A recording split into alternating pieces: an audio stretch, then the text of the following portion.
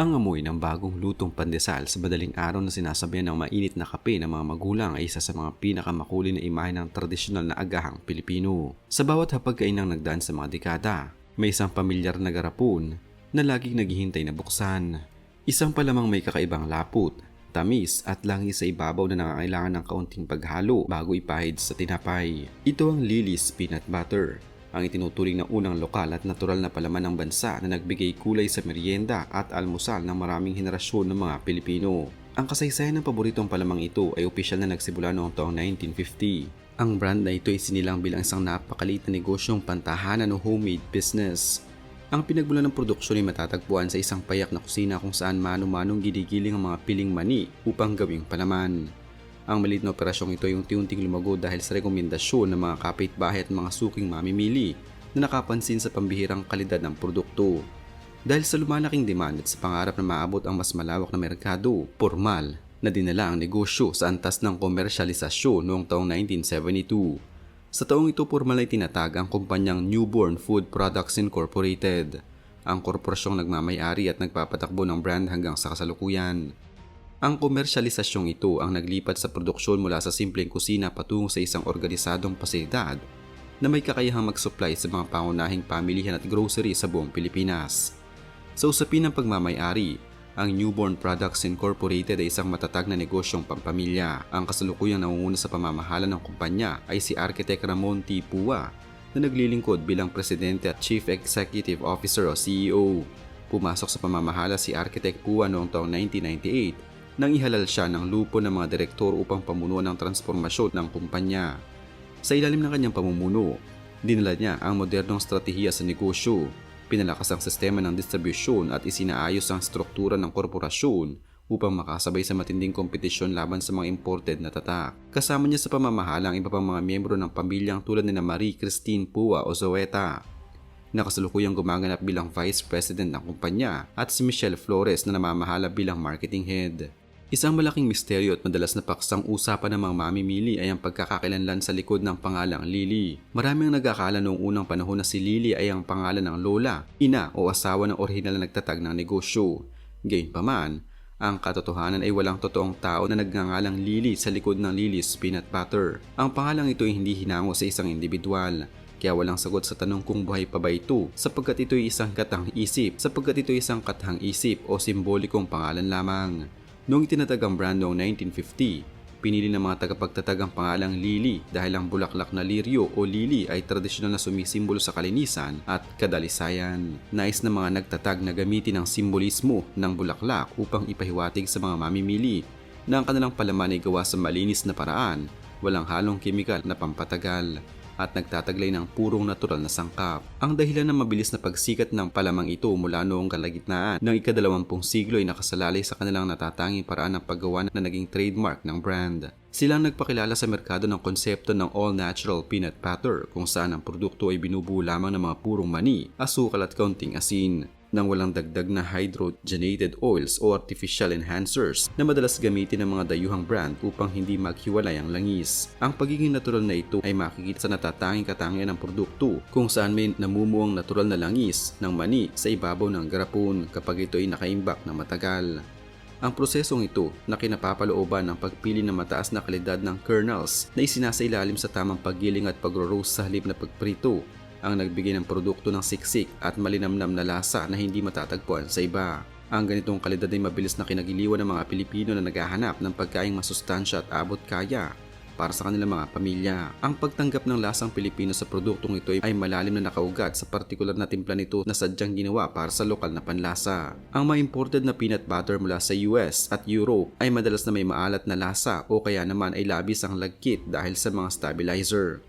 Sa kabilang banda, ang tatak na ito ay nagtataglay ng balanseng tamis at na may banayad na tindi ng lasa ng inihaw na mani na perpektong kapares ng mainit na pandesal, tinapay o kahit sa mga tradisyonal na kakanin. Naging mahalagang sangkap din ito sa pagluluto ng mga tradisyonal na ulam tulad ng kare-kare dahil sa purong komposisyon nito.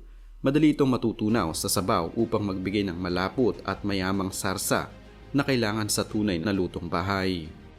Ang patuloy na pagbili ng mga mamimili sa brand na ito mula noon hanggang sa kasalukuyan ay udyok din ng malakas na pakiramdam ng nostalgia at tradisyon. Para sa maraming may edad na ngayon, Ang pulang takip at ang pamilyar na logo ng brand ay nagbabalik ng mga alaala ng kanilang kabataan. Mga panahon ng paghahanda ng baon bago pumasok sa paaralan, ang simpleng merienda pagkatapos maglaro sa kalye at ang mga hapon kasama ang pamilya. Ang pagiging lasang bahay nito ang nagbibigay ng kapanatagan sa mga mamimili na anuman ang magbago sa mundo. Ang lasa ng kanilang paboritong palaman ay mananatiling pareho tulad ng unang beses na natikman nila ito noong kanilang kabataan.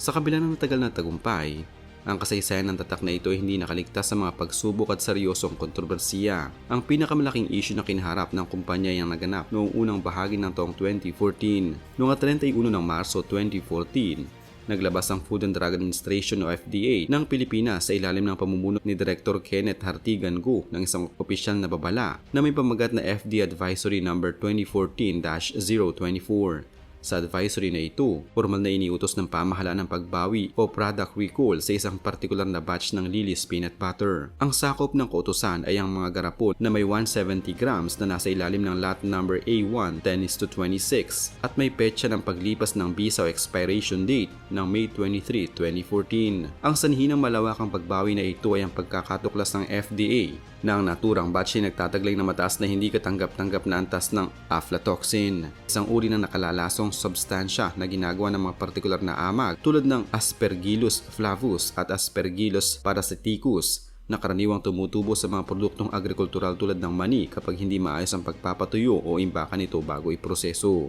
Ipiniliwanag ng mga eksperto sa kalusugan na ang aflatoxin ay tinutuloy na isang uri ng anti-nutritional toxin na sumisira sa kakayahan ng katawan na sumipsip ng mga protina, bitamina at mineral. Ang pangmatagalang pagkakalantad sa mataas na antas ng substansyang ito ay nauugnay sa seryosong panganib sa kalusugan tulad ng pagkasira ng atay, mutasyon ng mga selula na maaaring humantong sa cancer, pagkaantala ng paglaki ng mga bata, at ang malalang sakit sa nutrisyon na kwashiorkor. Ang pagnanais na makasabay sa modernong panahon ay nagbunga ng pagpapalawak ng kanilang linya ng produkto. Hindi na lamang klasiko at tradisyonal na peanut butter ang kanilang ipinagbibili. Upang matugunan ng lumalaking sektor ng mga mamimili na mapagbantay sa kalusugan at nagbabawas sa timbang, inilunsad ng kumpanya ang Lily's Peanut Spread Light noong Agosto 14, 2016 sa isang malaking pagtitipon sa Trinoma Activity Center sa lungsod ng Quezon. Ang variant na ito ang kanilang kauna-unahang lokal na bersyon ng light na palaman na gumagamit ng natural na tamis mula sa halaman ng stevia extract sa halip na tradisyonal na asukal, na nagpapababa sa kabuuang calorie ng produkto na hindi nawawala ang orihinal na lasa ng mani. Bukod sa bersyong light, nagpakilala rin ang kumpanya ng mga iba pang mga produkto upang maabot ang mga batang henerasyon. Kabilang dito, ang Lily's Crunchy Peanut Butter na may mga nakahalong durog na mani para sa mga naghahanap ng ibang tekstura, ang Chocolate Peanut Butter variant at ang Choco Almond Spread na gumagamit ng totoong tableya. Nag-iba rin ang kumpanya ng kategorya sa pamamagitan ng paggawa ng Lily's Coco Jam na niluluto sa tradisyonal na paraan at ang mga pambatang produktong tulad ng Jelly Gem Ice Pops. Ang mga makabagong hakbang na ito ay sinabayan ng mga agresibong kampanya sa marketing, kabilang ang pagkuha ng mga sikat na personalidad at mga teenager na endorser upang mapanatili ang interes ng mga kabataan. Ang kalagayan ng kumpanya sa kasalukuyang takbo ng kalakalan ay nananatiling matatag sa kabila ng pagdagsa ng maraming imported na tatak mula sa iba't ibang bansa at ang paglitaw ng mga bagong lokal na katunggali. Ang Newborn Food Products Incorporated ay matagumpay na nakapasok sa digital na ekonomiya.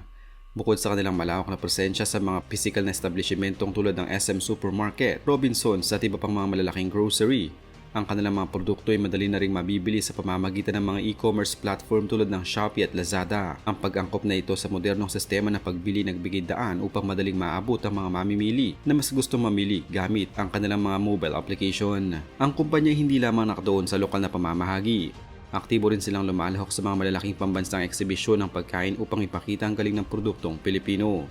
Ang kanilang patuloy na paglahok sa mga kaganapan ay nagpapatunay na ang brand ay may sapat na lakas upang makipagsabayan sa mga pandaigdigang pamantayan ng pagmamanapaktura ng pagkain. Ang kanilang stratehiya ay nakatuon sa pagpapanatili ng balanse sa pagitan ng pagiging makabago at pagpapanatili ng tradisyonal na kalidad na minahal ng mga Pilipino sa loob ng mahigit 7 dekada. Ang dedikasyong ito ang naging dahilan kung bakit ang kanilang pasilidad ay patuloy na nagpoproseso ng toneto-niladang mani araw-araw upang matugunan ang pangailangan ng milyong-milyong pamilya.